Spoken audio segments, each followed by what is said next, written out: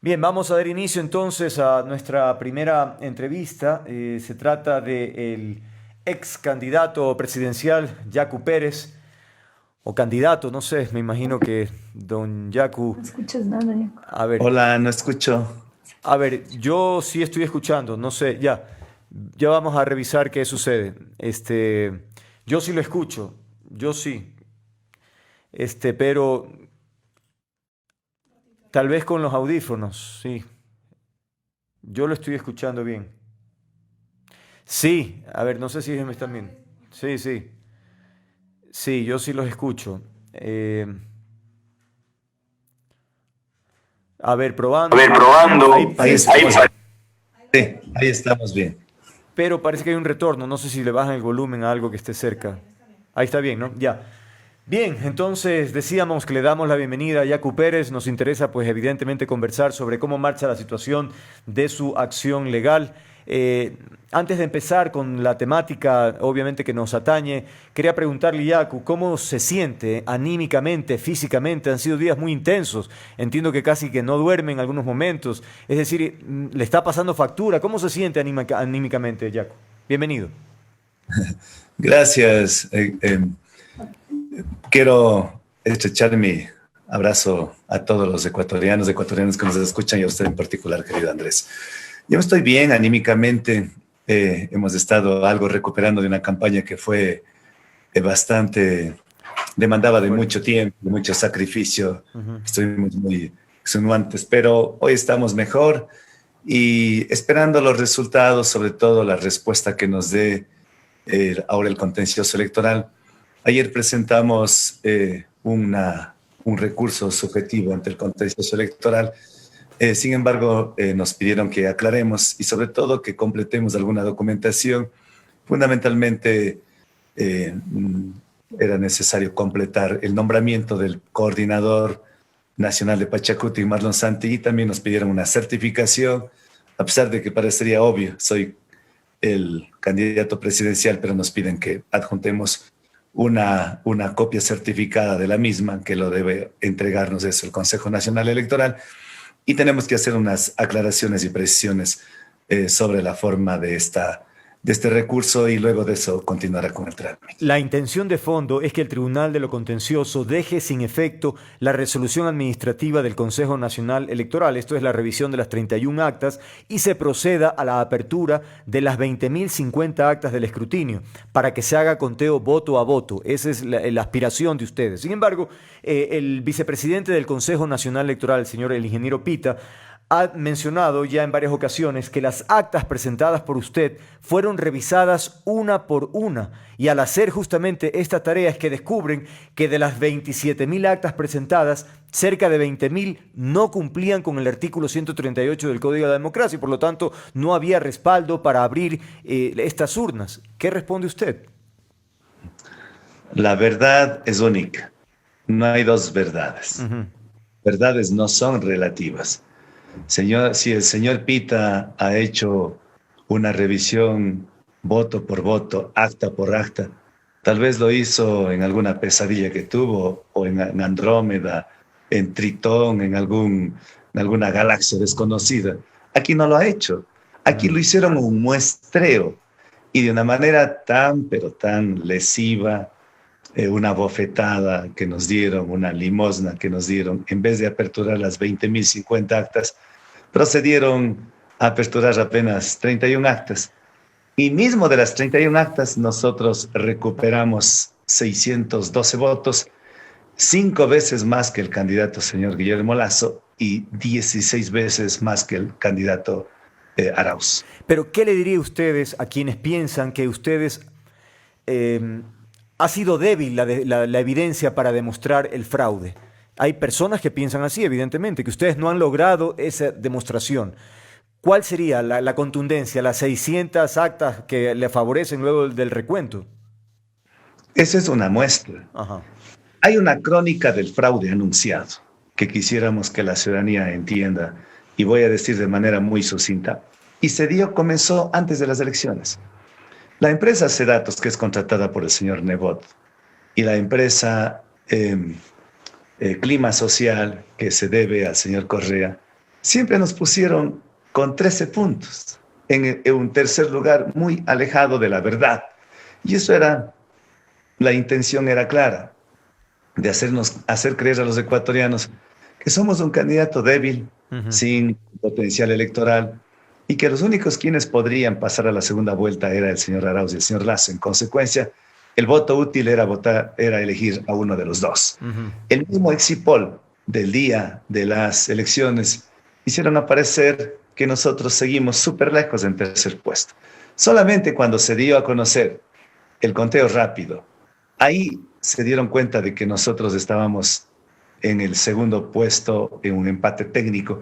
Y durante 3 días, el domingo, el lunes, el martes, el miércoles, a la medianoche cambian los resultados y nosotros pasamos de segundo a tercer lugar mágicamente y de manera sorprendente, porque la tendencia, esto yo recién aprendo, confieso que muchos temas no conozco, pero según los que conocen las matemáticas y las estadísticas, una tendencia con el más del 50% del total del universo es imposible revertir, imposible.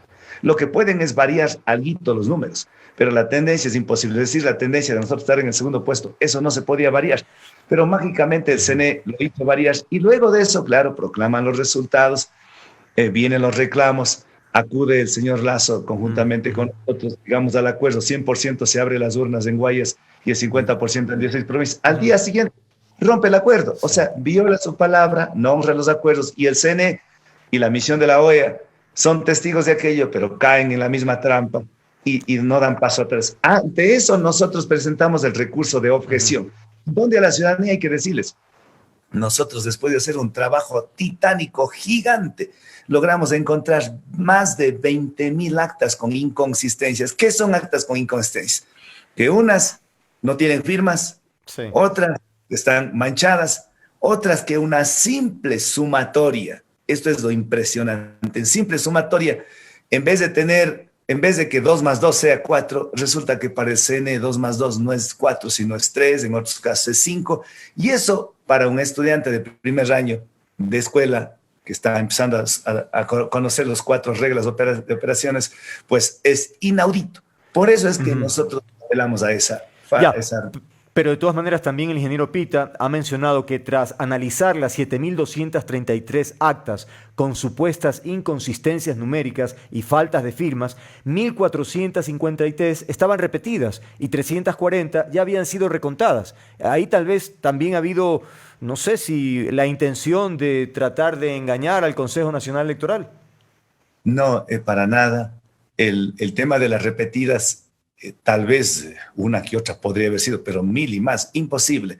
El tema es que nosotros presentamos para que se haga una comparación entre el número de papeletas de los presidenciables con el número de papeletas con asambleístas provinciales, nacionales y parlamentarios andinos.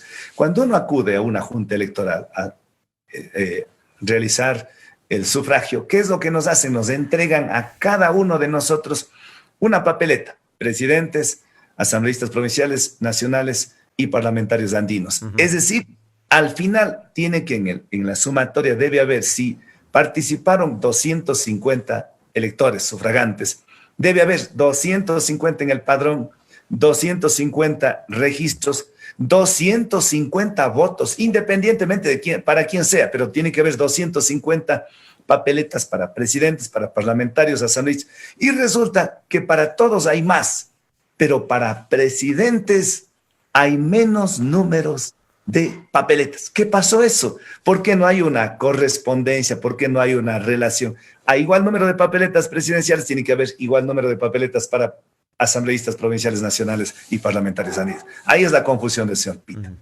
Ahora bien, el Tribunal de lo Contencioso tendría 2 alternativas frente a la solicitud de ustedes. Por uno, aceptar y de pronto lo que dice el Consejo Nacional Electoral o lo contrario. Veamos estos 2 escenarios. ¿Qué pasa si el Tribunal de lo Contencioso le da la razón a ustedes? ¿Tendría que el Consejo Nacional Electoral abrir todas las urnas e ir el recuento uno por uno? ¿Es así? Eso es la parte jurídica, eso es lo legal, eso es lo constitucional, eso es transparentar el proceso electoral. La única manera de transparentar un proceso electoral que este rato está viciado y desde nuestro punto de vista es un fraude. Si quieren desvirtuar el fraude, abran las urnas. Ok. Si a pesar de abrir las urnas, nosotros no alcanzamos pasar, que eso es imposible, imposible, porque de acuerdo a todos los análisis que hemos tenido, nosotros pasaríamos a la segunda vuelta, pero suponiendo, como decimos los abogados, en el supuesto no consentido de que eso suceda, ser el primero en aceptar los resultados Sí. y felicitar a los que pasan. Ahora, y si es lo contrario, si el Tribunal de lo Contencioso no les da la razón a ustedes, ¿allí concluye la batalla, Yacu, o hasta cuándo? Es decir, tiene que haber un punto final, como le decía el otro día al dirigente Tenesaca. ¿Cuál es el punto final de esta historia? Tiene que haber siempre un punto final, todo lo que inicia termina. Termina, claro. Aquí es primero el contencioso, después de esta aclaratoria que vamos a presentar el día de mañana Ujú. ante el Tribunal Contencioso Electoral, el juez sustanciador tendrá que admitir o inadmitir nuestro recurso subjetivo. Ujú. Y luego de admitir, entonces continúa con la evacuación de las pruebas, las diligencias, porque esto es como un juicio, ya no es en la vía administrativa, sino contenciosa. Y al final, si no estamos de acuerdo, nosotros tendríamos que apelar ante el Pleno del del Tribunal Contencioso Electoral. Hasta ahí llega. Claro que nosotros hemos presentado antes ya unas peticiones de quejas ante la Organización de Estados Americanos y también ante la Unión Europea para que ellos tengan presente de lo que están pasando, porque aquí es nítido, clarísimo, con una claridad meridiana de que el fraude se dio y es fruto de un acuerdo entre el señor Nebot y el señor Correa. Correa escoge al candidato más débil para la segunda vuelta para poderlo ganar las elecciones y el señor Nebot quiere que su dominio, su terreno, que es Guayas, se mantenga y desde el Guayas y desde la Asamblea Nacional el seguir cogobernando con los gobiernos de turno. Así de simple, por eso hicieron el fraude desde las encuestadoras tratando de sacarnos a nosotros de un proceso que nosotros teníamos muy de cerca de llegar a la segunda vuelta, que eso era lo más obvio. ¿Eso significaría entonces que los consejeros del Consejo Nacional Electoral son prácticamente, pues no sé cómo llamarlos, como títeres acaso de los intereses políticos? ¿A ese extremo llegaría, dice usted? Los integrantes del Consejo Nacional Electoral son obsecuentes a a quienes lo propusieron como candidatos al CNE. ¿Quién le propuso de candidato al CNE al señor Pita? Creo. ¿Quién le puso de candidato al CNE al señor Cabrera? El Partido Social Cristiano. Con los votos de quién llegó la señora ingeniera Diana Tamay, con los votos de los socialcristianos. Y los dos candidatos forman parte de esta tramada, porque nosotros pudimos ver cuando había la decisión de tomar en firme la decisión del CNE, un candidato haciéndose el muy legalista abandonó la sesión, el señor Verde Soto. El otro se abstuvo, el otro estuvo ausente y faltaron votos. Y con eso prácticamente se confabuló Porque, esta decisión. ok, los tres primeros que usted mencionó sin duda están identificados con esa línea política. La señora Acero, presumo que se ha mencionado mucho que va por la línea correísta, pero el señor Verde Soto, ¿qué? Inicialmente hubo un contacto con usted, mucha antecedente incluso de cierta amistad. ¿Usted ya no confía entonces en el trabajo, por ejemplo, del señor Verde Soto? Yo desconfié del señor Verde Soto desde el momento en que él puso tantas trabas y obstáculos para que se dé la consulta popular en Quimsacocha, en Girón, hace 2 años. Y ahora ha sido de la manera más sistemática. O sea, es una tristeza porque él antes, sí, confieso que nos habíamos reunido un par de ocasiones porque él era defensor de los derechos humanos, pero sí, se contaminan cuando van a un organismo electoral de suprema importancia y en vez de defender los intereses de la voluntad de los ecuatorianos, porque no están despojando la candidatura de Yacu Pérez, están despojando de un sueño, de un proyecto colectivo que se veía primosorio y que esto tenía largo alcance y que tenía tanta legitimidad y que tenía tanta perspectiva, tanta esperanza de un cambio de las estructuras del país. Veamos el peor de los escenarios, Yacu, es decir, que finalmente pase a la segunda vuelta ya de manera formal, pues el señor Arauz, el señor Lasso, y usted ha dicho ya que no va a apoyar a ninguno de los dos, pero ¿no le parece que la cantidad y muy importante de seguidores de usted y del movimiento y de las ideas esperarían tal vez alguna línea, es decir, decirles a ellos, miren, esta es la situación, yo creería que tal vez por aquí podrían, sin decir que se puede endosar, ya sabemos que eso no es real, pero ¿no cree que es necesario tomar posiciones en estos temas? Sí, usted tiene toda la razón, hay que tomar posición y en mi caso yo soy profundamente respetuoso con la libre determinación. Somos del libre pensamiento, libre pensar de la ciudadanía y de todos. Nunca me cansaré de agradecer ese caudal importante de convertirnos en la segunda fuerza Mm. política del país, que podríamos haber convertido, todavía tenemos esperanza de convertirnos en la primera fuerza política del Ecuador e inaugurar la honradez en el Ecuador. Pero decirles, nosotros sí apoyaríamos a quien nos hace fraude, a quien rompe la palabra, a quien no honra los acuerdos, a quien vulnera un acuerdo público. Es muy difícil poder apoyar a él. Y a Mm. los otros, y al otro igual que representa a una década del despojo, de la violencia, es también muy difícil. Pero y Entonces, entonces, no tenemos más candidatos, pues, ¿qué hacemos? nosotros somos la tercera vía, somos la verdadera Pero no izquierda, participa. pero ahí nosotros no podemos salpicar ni mínimamente mancharnos con la corrupción, porque eso hay que decirles con lo que representan estos dos candidatos. Representan una trayectoria salpicada en la corrupción. Nosotros que somos una candidatura de un proyecto político nuevo, fresco, limpio, sano, honesto, solamente por llegar al poder o hacer que acceda el uno al poder, salpicarnos, mancharnos con la corrupción, pues nosotros nos mantenemos dignamente como la tercera vía y pues seguiremos desde la resistencia pacífica, seguiremos desde la desobediencia civil en muchos casos, desde la oposición, una oposición constructiva, sana, pues apoyando los grandes intereses del país. Desobediencia y resistencia, ¿qué alcance tiene eso?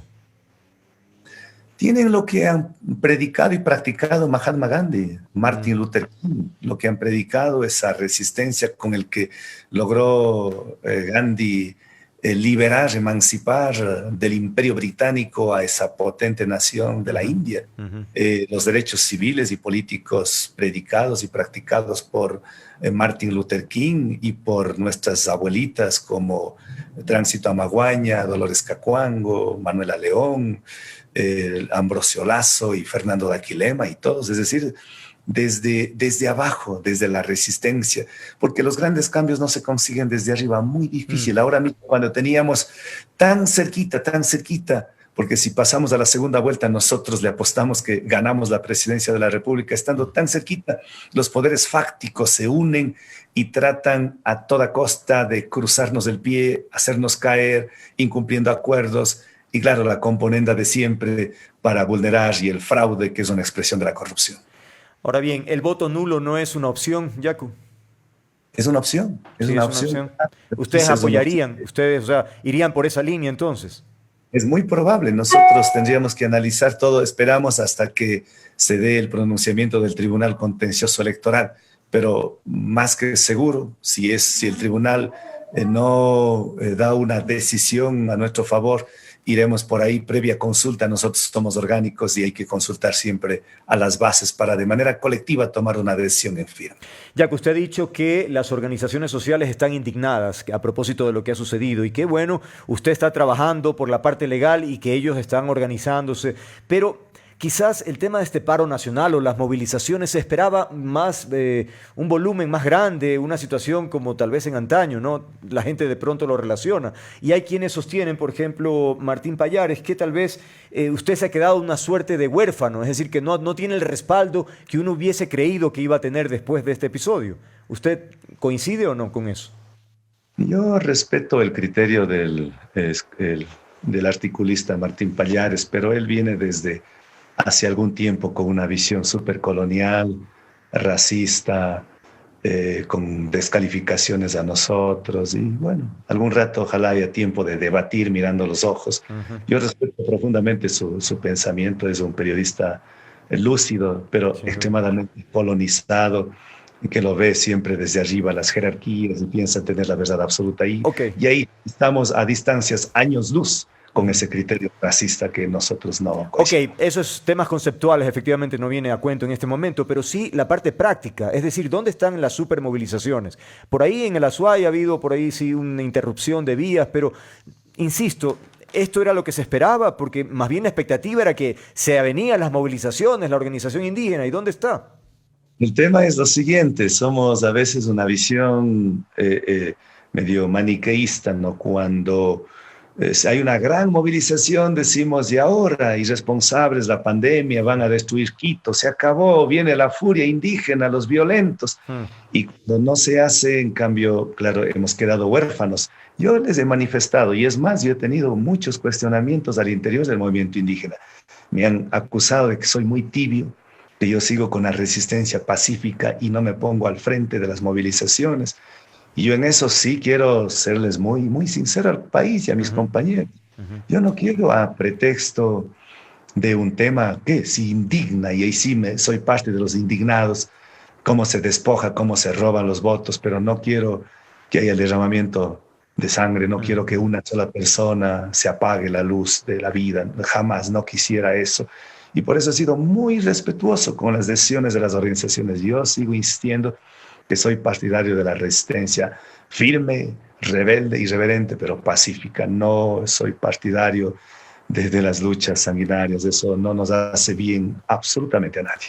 Ciertamente, y lo valoramos, Jaco, porque efectivamente a través del tiempo, de toda la campaña, usted mantuvo una posición muy coherente, la misma durante todo el tiempo, a pesar de los ataques, en fin. Y eso, en términos democráticos, vaya que se valora, efectivamente, que se vea por el tema del diálogo, por el encuentro y no evidentemente por la violencia. Pero bueno, retomemos el tema del apoyo dentro del movimiento indígena. Sabemos la posición de Leonidas Sisa, Jaime Vargas, un distanciamiento permanente. De hecho, pues también dijeron que no era el candidato usted para ellos. En definitiva, ¿cómo lograr la fortaleza cuando hay un movimiento indígena evidentemente fraccionado, ¿no?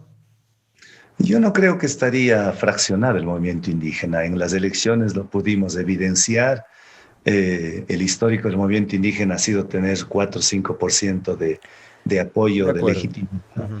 Y hoy tenemos, creo que si es todo el movimiento indígena en términos del Estado, como nos ha calificado el 7% de la población, que seríamos pueblos indígenas, pero hemos rebasado con creces. Y por eso nuestra votación, a la que yo no jamás voy a renegar, me siento muy comprometido y convencido de que soy y seguiré siendo el representante del movimiento indígena porque soy indígena, vengo de esas Por raíces. supuesto, sí. Pero, pero hay que también valorar a la ciudadanía, sectores sociales, ciudadanos, ecologistas, la juventud, sectores que no se son precisamente indígenas, sino mestizos, blancos y todos los sectores para tener el 19,39 con el fraude. Sin el fraude tendríamos más. Se requiere haber rebasado esas fronteras de un nicho establecido. Somos más que eso. El candidato Arauz ha dicho que está buscando acercamientos con Pachacutic, por ejemplo, en la Asamblea para buscar un bloque, también que lo haría con Lazo. En el caso de Pachacutic, ¿qué decirle a la gente sobre esa posibilidad, Yaco? Muy difícil con el candidato Arauz. Ellos son los responsables de hacer las peores leyes con las que nos castigaron a los ecuatorianos durante esos 10 años, incluso hasta ahora. Esa malhadada ley de comunicación, ese Código Orgánico Integral Penal que sanciona la resistencia, esa ley de aguas que no protege sus fuentes, esa ley de minería que permite explotación minera en fuentes de agua. Todo ese conjunto de leyes, desde la ley de educación bilingüe hasta la ley de educación superior que impide el libre ingreso a las universidades a la juventud, pasando por otros cuerpos legales, es fruto del correísmo. Y apegarnos con ellos, apegarnos con quienes nos dieron correazos limpios hacia los ecuatorianos, jamás. Creo que no podríamos estar con ellos, salvo que habría una actitud, pero en los hechos, no en verbales, no en la teoría de que ellos estén de acuerdo en cambiar esas leyes, no solamente reformar, sino cambiar esas leyes de raíz, porque son perjudiciales a los ecuatorianos. Tal vez si por ahí algún elemento fáctico aparece, podría ser, pero hasta el momento lo vemos, eso es casi imposible. Es casi como unirnos el agua con el aceite. ¿Está usted experimentando lo mismo que vivió Guillermo Lasso en el 2017? Efectivamente, cuando estuvimos del acuerdo, esa reunión en el CNE, le pregunté, señor Lasso, ¿cómo se sintió usted cuando fue despojado en el 2017 de sus votos? Él me dijo, mal, no me sentí nunca Pero se bien. dice que él no pudo demostrar que hubo el fraude. Es lo mismo que se dice de usted también, que no logra demostrar que efectivamente hay un fraude tan grande. Yo estoy demostrando que el fraude es monumental. Imagínese usted cuántas juntas receptoras, cuántas actas existen en el país. 39.500 en todo el país. De las 39.500, perdón, yo estoy evidenciando que más del 50%, o sea, 20.050 actas están con inconsistencias, sino que hay una trampita. El señor Pita y los del CNE dicen, es que algunas actas no tienen un margen de error que rebase el 1%, por lo tanto son válidos. O sea, para ellos, un acta de 300 electores, en donde se suma solamente 297, no se suma bien 3 votos. Esos 3 votos, que si nosotros multiplicamos por 40.000 actas, son 120.000 votos. Ahí podemos nosotros recuperar el segundo puesto. Si además la diferencia es solo apenas de 32.000 votos, si tendríamos 120.000 votos, cómodamente pasaríamos a la segunda vuelta. Es decir, aquí el Consejo Nacional Electoral comenzó mal, termina mal. ¿No le parece que tiene sustento jurídico la posición del Consejo Nacional Electoral cuando dicen que no reúnen los requisitos para aplicar el artículo 138, me parece, del Código de la Democracia? Es decir, que solamente se puede hacer lo que dice la ley, no presumir que puede haber esto de aquí, presumir lo otro. No, tiene que ajustarse a los requerimientos que dice la ley, pues. A nosotros desde el primer año en la universidad, el primer año de Derecho, nos enseñaron que nuestra legislación se basa en la pirámide kelseniana, que en la cúspide de todo está la Constitución de la República. Una norma, por más orgánica que sea, no puede ir por encima de la Constitución y los instrumentos internacionales. Y en la Constitución habla del principio de transparencia. Y el artículo 141, para no irme a la Constitución, sino para con la misma ley que ellos tanto indican, dice que en cualquier momento el Consejo Nacional Electoral puede revisar las actas, ni siquiera dice el porcentaje, 1, 10, 100%, pueden revisar. Hay jurisprudencia, querido Andrés, hay una jurisprudencia. En la elección del prefecto de Manabí, en las pasadas elecciones, bajo el criterio y un argumento jurídico totalmente válido y que es parte de la jurisprudencia, es la duda razonable. Como había tan poco la diferencia, y por ese margen de error del 1% que dicen que son válidas, el Consejo Nacional Electoral, el Tribunal Contencioso Electoral dispuso aperturarse las urnas, anular las que estaban mal y verificar, y en base a eso se pudo darles los votos que les correspondía a cada uno de los candidatos y de esa manera se resolvió. Es que aquí lo único que pedimos, que los ecuatorianos conozcan con absoluta claridad, no pedimos que nos regalen votos, no estamos dispuestos a comprar votos, a tomarnos votos de manera ilegal, fácticamente. Lo único que pedimos para fortalecer la democracia es transparencia. Y para transparentar el proceso electoral, la única manera es abrir las urnas, hacer un símil. Pero si aparece una persona asesinada, ha desaparecido y no hay, y dicen que en esa casa está, es muy posible, en esa casa está la persona que fue asesinada, pero el autor del crimen no quiere abrir las puertas, no da las llaves y cierra y cierra y cierra. ¿Por qué será? Porque está ocultando. Eso es lo que hace el CNE, evita que se conozca el cuerpo del delito a través de no permitir abrirse las urnas para hacer un conteo voto a voto de las papeletas. Pregunta final. El candidato Lasso ha reconocido públicamente que en la primera vuelta él desconoció, marginó, minimizó, en fin, cualquier cosa de esas, a temas importantes, temas sociales o personajes importantes, y ahora dice más bien que abre la posibilidad para escuchar a los ecuatorianos sobre los temas que él ha descuidado. Me pregunto, si el día de mañana el señor Lasso tiene un acercamiento o quiere tener un acercamiento con usted para decirle, mira, en estas áreas yo quisiera que se incorporara a la política que usted propone, Yacu.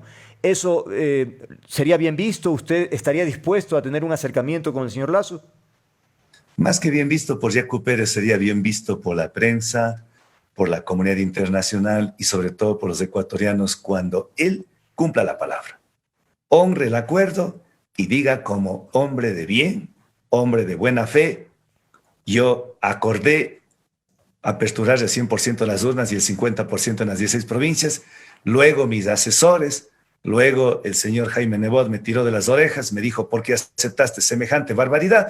Pero en bien de los ecuatorianos y de la tranquilidad, acepto aperturar de las urnas y ahí sí yo reconoceré que es una persona que habla y piensa de buena fe. Mientras tanto, su palabra fue devaluada, su crédito está por los suelos, si entra a una segunda vuelta junto a Arauz, los dos entran deslegitimados, porque cuando no hay transparencia en un proceso electoral y hay un fraude de por medio, pasan deslegitimados, les va a ir mal, así de simple. Muchas gracias. Ha sido Yacu Pérez y hablando y reflexionando sobre todos estos tópicos que lo llevan ahora a la instancia del Tribunal de lo Contencioso. Son 15 días, Yacu, ¿no? Para que el tribunal se pronuncie. Y entonces, ante eso sí, si no está de acuerdo con la decisión de lo que menciona el Tribunal de lo Contencioso, iría al Pleno y ahí sí se acabarían las instancias e iniciaría este proceso de rebeldía, de confrontación pacífica a propósito de hacer política y en 4 años lo tendremos de candidato de nuevo, Yaco. No sé si esté en 4 años o puede ser que sea un año. En el Ecuador va a pasar, se viene una inestabilidad institucional gravísima. El daño que están haciendo es cada vez más grande. No me están despojando a mí. Mis padres me enseñaron a trabajar. Yo volveré a Cuenca, a mi consultorio jurídico, a la chacra, a mi familia. Pero el despojo que lo hacen es a un colectivo. Y esto, ya sea con el señor Lasso, si pasan a la segunda vuelta, cuando vengan las privatizaciones, cuando venga el neoliberalismo a implementarse en el Ecuador, o cuando venga el señor Arauz y venga una asamblea constituyente y traiga al señor Correa y el señor Correa quiera quedarse 20 años y la represión, el pueblo va a resistir. O sea, se nos viene una convulsión social. A tiempo estamos de resolver de acuerdo a justicia, de acuerdo a derecho, de acuerdo a una transparencia para fortalecer la democracia. Y creo que ahí todos vamos a estar tranquilos. Cuando se abren las urnas y demuestran fácticamente quiénes son los verdaderos ganadores de este proceso electoral, todo el mundo vamos a decir, aceptar y decir, ellos ganaron y tenemos que reconocer y es más, felicitar a quienes pasan a la segunda vuelta. Ahora, el panorama que usted describió básicamente iría con Arauz o también con Lasso, porque creería que sí hay diferencia ahí, ¿no? Sabe que la una es la derecha neoliberal, la otra es la derecha progresista de la llamada del progresismo del siglo XXI, pero los No, dos... pero de eso el progresismo no tiene casi nada, ¿no? Es un populismo realmente, pero en fin, en todo caso, Exactamente, sí. un populismo de las derechas de las dos, porque recuerde que el señor Correa hablaba tanto de izquierda, pero que privatizó los sectores estratégicos, petróleos, minería, telefonía celular. Él siendo de izquierda, mandó a la cárcel a los trabajadores, a nosotros, a los ecologistas, a los indígenas, cerró medios de comunicación. Es decir, entre los dos la diferencia es mínima. Por eso es que somos la tercera vía que tenemos absolutamente certeza de que crecerá de manera promisoria y esto es la esperanza, el sueño que tienen un buen sector de los ecuatorianos y que ahora va creciendo cada vez más. Ahora sí, la última, es decir, que usted vaticina que un año con Arauz vendría la convulsión social y pues nuevamente a elecciones, dice usted, algo así de radical.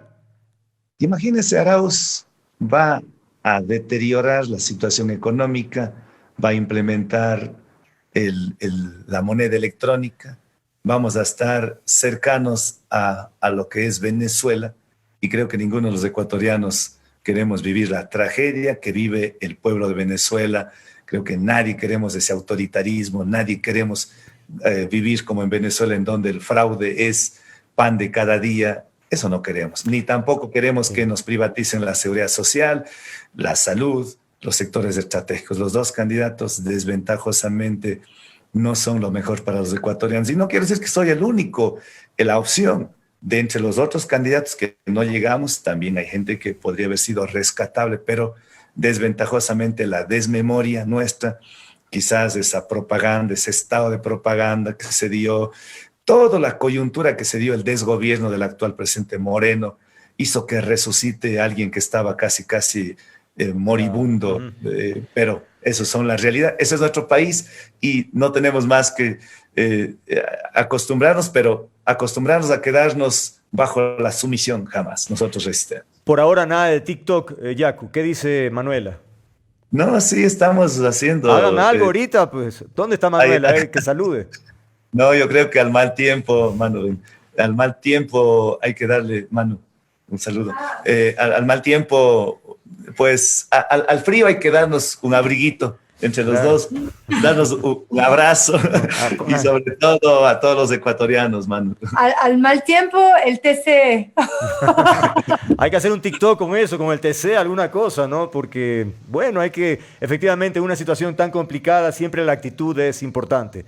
Y pues nada, simplemente quería saludar a Manuela y pues desearles lo mejor dentro de lo que quepa. En política todo es posible y en fin, la pelea es peleando. Y yo lo que quiero rescatar es la actitud evidentemente firme y pacífica del candidato Yacu Pérez. Y en fin, vamos a ver qué sucede. Por ahora es todo y que tengan una buena noche, un buen día. Gracias, un abrazo. Nos vemos, chao, chao, nos vemos. Ay, en fin. Complicada la situación, la verdad. Hay muchos elementos de lado y lado. Y bueno, el Tribunal de lo Contencioso es el organismo que tiene que dirimir aquello. De forma que si el pronunciamiento máximo dentro de 15 días no le favorece al señor Pérez, tendría la última opción que vaya al Pleno del Tribunal de lo Contencioso y ahí sí, no más. Si ya se ratifica, es decir, si no lo apoyan o no apoyan, mejor dicho, la posición del señor Pérez, ahí sí simplemente pues ya no hay nada que hacer y como ha dicho el señor Pérez, va a continuar con su actividad política desde Cuenca y que veremos lo que sucede con ese gobierno que viene, ¿no? Bueno, y lo que dice el señor Pérez no es solo de él, ¿no? En términos de si gana el señor Arauz, porque efectivamente es un personaje que sabemos de dónde proviene, quién es su mentor, el jefe, el que le manda, el que le dice lo que tiene que decir, cómo lo tiene que hacer, en fin. Y vemos que cuando se afloja un poco, comete una serie de torpezas porque es una persona impreparada, ¿no? Incapaz para enfrentar un reto tan grande como administrar un país. Así las cosas, no debería haber mucho dilema, aunque bueno, de todas maneras el otro candidato también tiene lo suyo. En fin, es un dilema para el país, pero estamos en eso.